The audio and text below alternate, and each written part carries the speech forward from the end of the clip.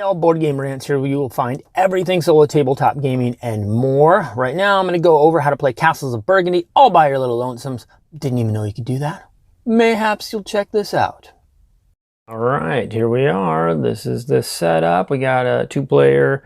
Well, it's set up as a two-player, but this is how you play solo. And it was by this user on Board Game Geek, Rika11182, that I found these rules. There's actually a number of rule sets to play solo. And I don't even know that this is my favorite one, but it's the easiest one to really play. And people seem to more enjoy the type that you don't have to like a beat your own high score. I don't mind those, but this one allows you to actually play competitive AI. Here's the AI right here. This is the board for the AI, and you can see it's just set up like a normal two-player game. They're going to get two workers instead of the one that I will start with over here.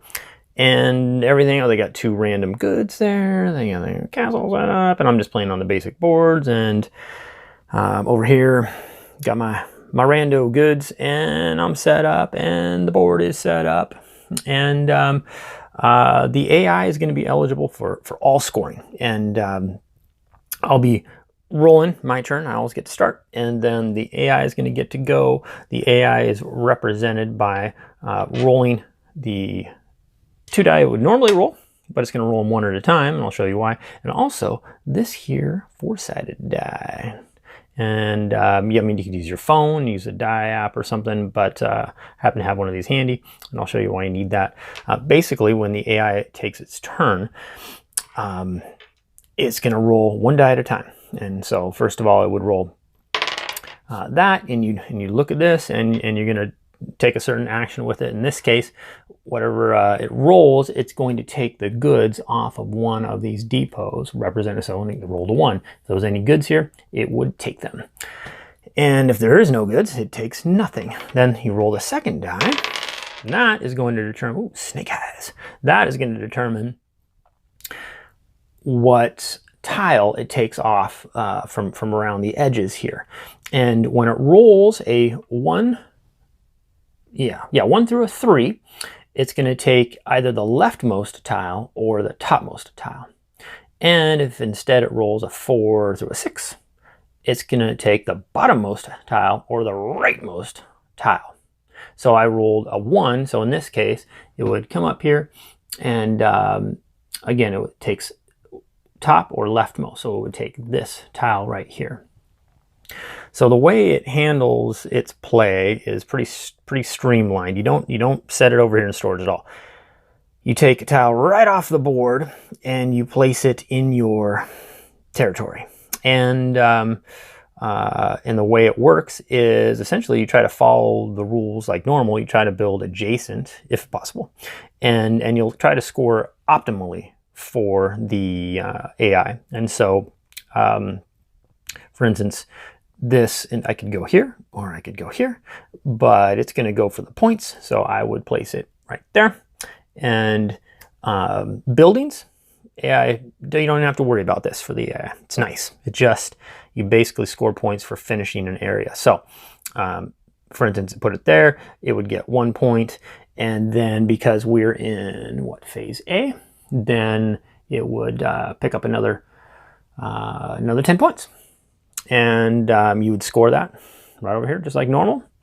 And it's surprising. I played this a few times now, and it really, you track pretty well with it. And it's a back and forth battle. There's really no levels on this, like for hard or easy or whatever. But anyway, I'm sure you could adjust it if you felt like it. So that's what it does with buildings. If it rolled a ship, let's say instead it got, that building wasn't there and it rolled a one, well, in that case, then it would take, it's going to take at least one tile if it's available. So it starts with the left, it's not there, and then it's just going to take that one. And if there were no tiles available, then it takes nothing that turn. So let's say it took this ship. Well, if it takes the ship, I'm going to put this building back. If it takes the ship, it's going to put it down again, trying to follow the rules as possible. But if it can finish an area, it's always going to finish an area, so it can score all the little bonusy points and stuff. But if you, otherwise you have your decision there. So let's say it would go there. So the AI would in this case move. It can possibly, you always get to start going first, but if it moves over now, it's going to get to go first. Then you'd look on the board, and all you would do is find the stack that has the most tiles on it. Goods, there are no goods yet. So, but if there were a smattering of goods, and let's throw a smattering out there, it was like that and like that, and then like that, ta-da, it would take this pile because it has the most goods. So it would take those, and anything that it couldn't legally fit on its board, it would discard. So you wouldn't be able to get it. But in this case, it would be able to, that would be a nice move for it. If there was two choices, like it was like that and like that, two goods, one good, these both have the most, and you just roll a die to split the difference, you know. Just on a 1 through 3, it'll get that. On a 4 through 6, it'll get that, however you want to work that out. So anyway, after it takes the depot with the most goods on it, again, this is all part of its, when it placed that ship down, then it gets to sell everything all at once. What it took, whatever it could legally place down, and then it sells all its goods and gets the normal points for that. So it would get 2 points, victory points for each good, and then the 1 silverling. So it would get a total of 10 points, and I'd score that right away, and then it'd get a silverling. Those going to be used to score at the end of the game, just like normal. So that's what it does with those. And let's see here, pretend like I didn't see any though. You know, shuffle. And then if it rolls an animal, so say it gets an animal on its turn, then it would place the animal again legally if possible. If not, in this case, it wouldn't be able to legally do it. So it would automatically go here because it would always try and complete an area. And you'd score your 2 points for your animal, you'd score the 1 point for that, and you go up and check the phase, and it's going to score its points for that.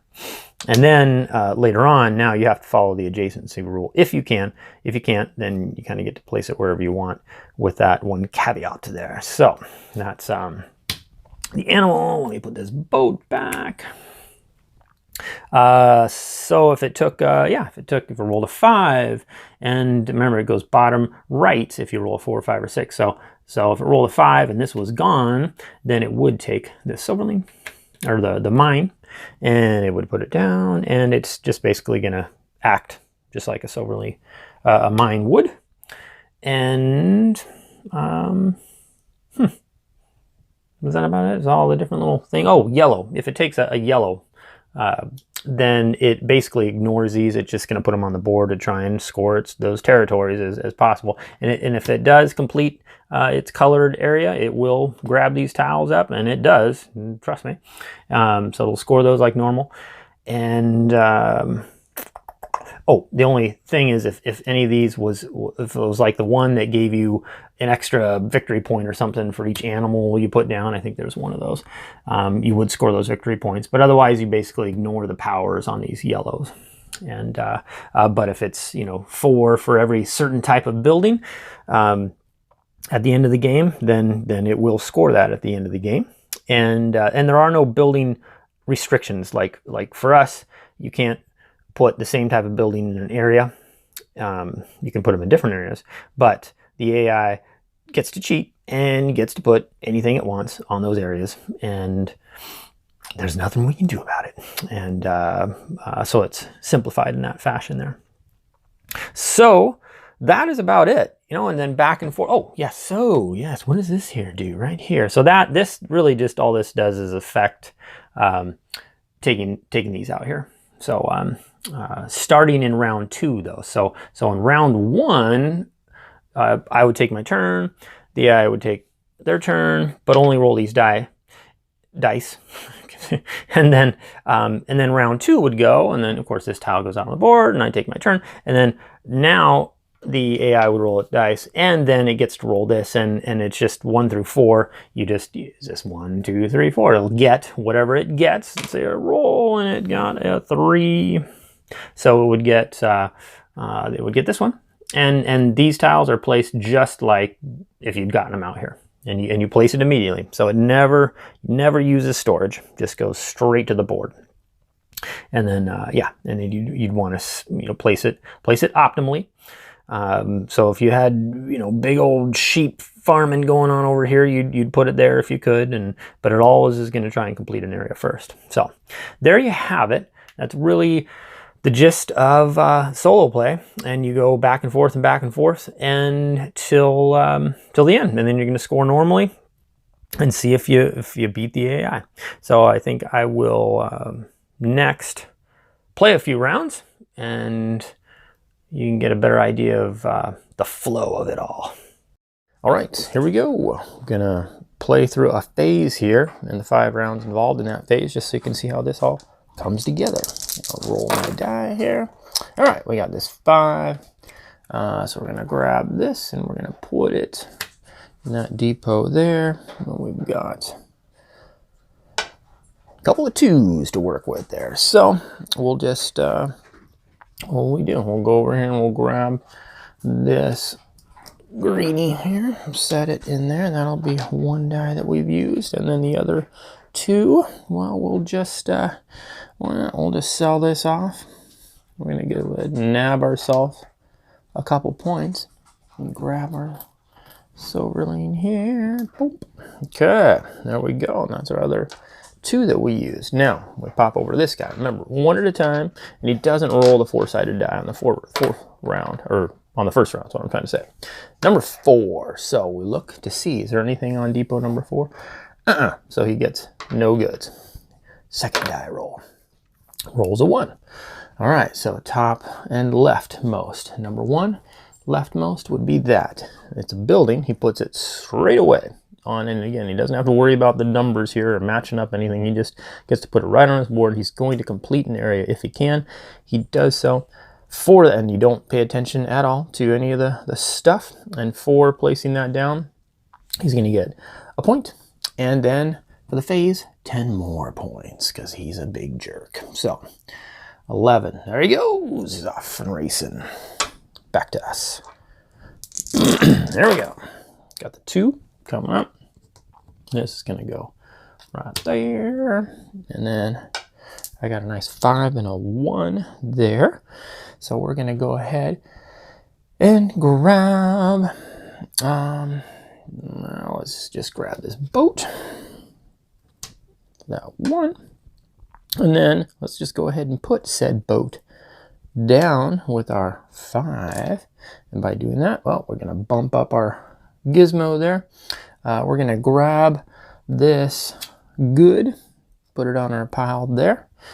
And then we're going to head on back over to this guy. So now he's going to roll his 4-sided die, but he's going to do it later. First he rolls this to see if he gets any goods. 6. Looking at that depot, nothing there. Rolls again. Oh, 4. So we go around, we look right here. He's going to get the bottom or rightmost, so he's going to get another building. And then he has to put it adjacent if he can. So there it goes. And no scoring, no nothing.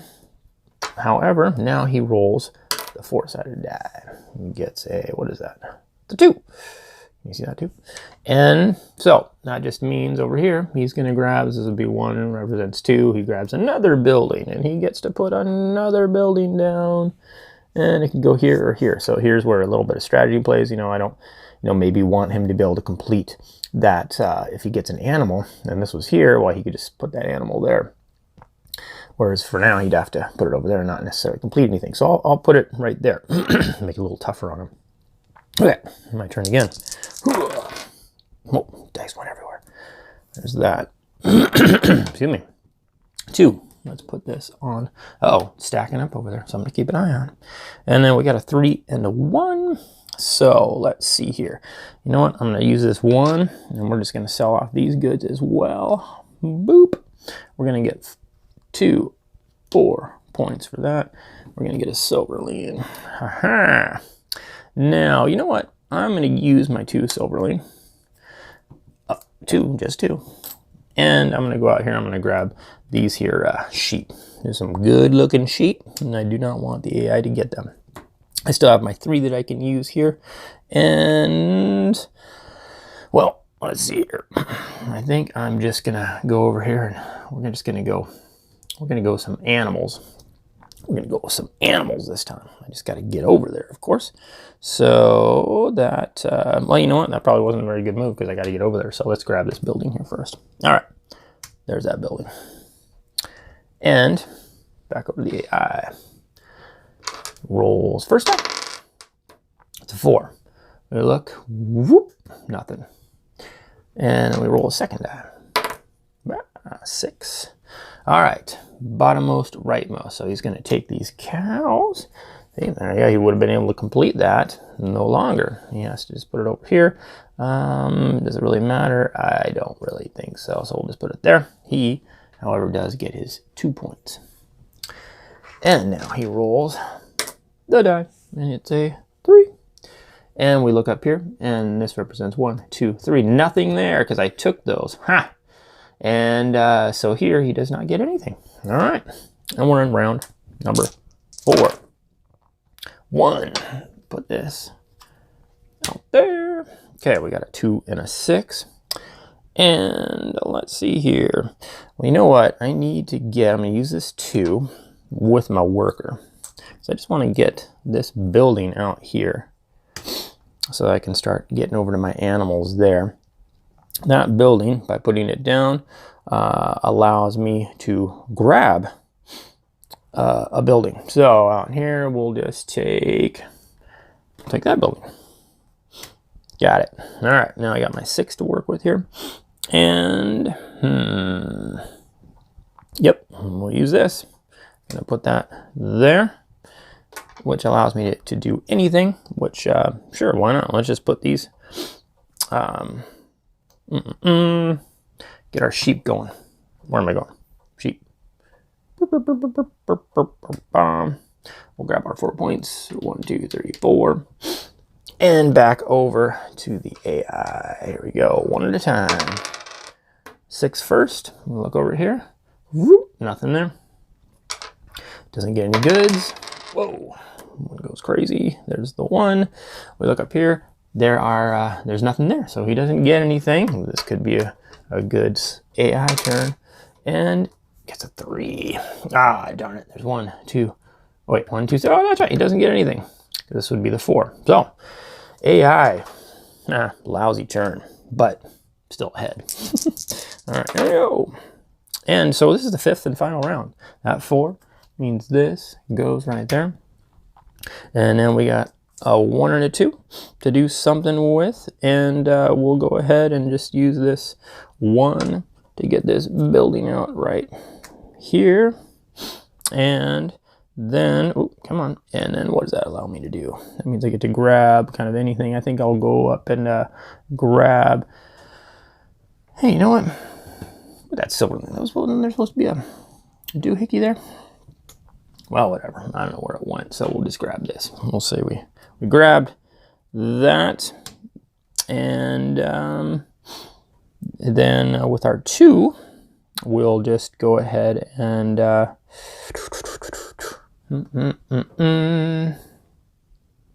I guess it doesn't really matter. We're just going to trade it in for a couple workers. There we go. All right. So last for this guy, there we are. Gets a 3. We look up here. 1, 2, 3. Nothing there. So he got all the way through here and didn't get any goods. This phase anyway. And then gets a 3. We look up here. So there is something left. He would take the topmost anyway. So gets his chickens, but still doesn't get to put them. Still doesn't get to put them over here. Got to put them over here. Scores his 2 points. 1, 2. And then lastly, rolls that. Gets a, geez, that's hard to see, 2. And as you can see, this would be the 1. That would be the 2. So kept rolling 2s and 3s. And that's that.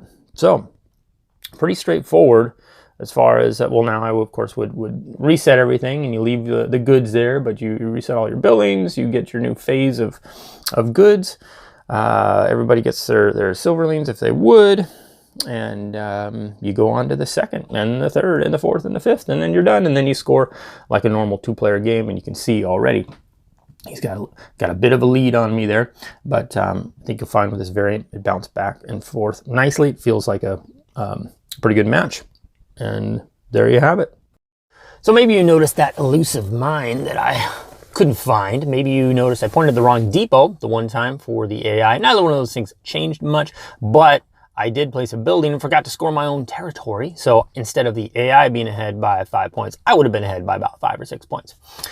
Anyway, I hope that sheds some light on how easy it is to play Castles of Burgundy very quickly by yourself. If it left you in the dark, don't subscribe, don't like this video, leave a nasty comment, but if it did something for you, I'd appreciate the like, I'd appreciate the subscribe, but I especially appreciate comments. Until next time on Board Game Rants. See ya.